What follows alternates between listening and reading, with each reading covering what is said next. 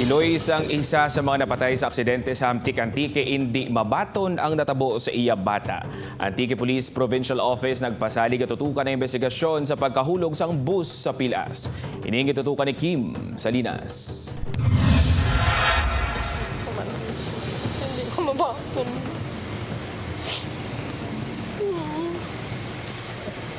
Ang mangin isa ka abogado. Ini ang handom kundani ni Nanay Fe sa iya 24 anyos ka bata nga si Janine Marquez. Apang hindi na ini matuman. Bangod si Janine ang isa sa 17 ka mga napatay sang nahulog ang seres bus sa Pilas sa barangay Igbo, Cagay, Hamtik-Antique. Isa ka manunudlo sa Central Philippine University si Janine. Tuman kasakit ang nabatyagan sang Iloy sang nakita nga wala na sang kabuhi ang iya ka manghuran nga bata.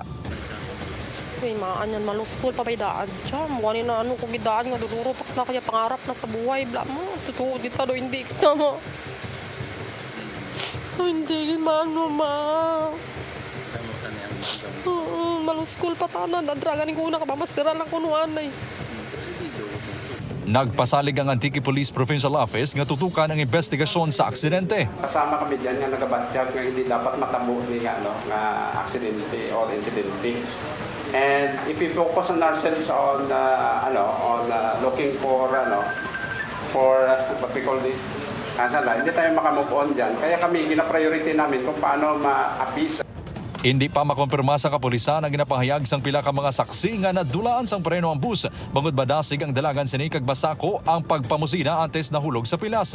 Subong man ang impormasyon nga may bata pa nga na sideswipe ang bus antes na aksidente. Sunod sa provincial government, madamo na nga mga salakyan ang nahulog sa nasambit nga Pilas kag may mga napatay na sadto sa mga aksidente. Abril 2019 sa may nahulog man nga series bus na nasambit man nga Pilas, sa diin tatlo ang mga napatay kag 8 ang napilasan. That is dubbed as the killer curve.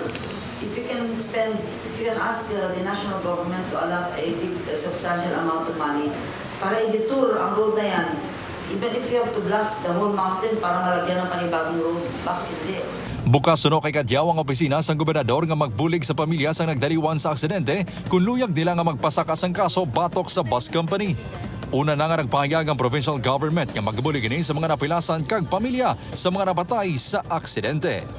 Kim Salinas para sa GMA Regional TV Early Edition.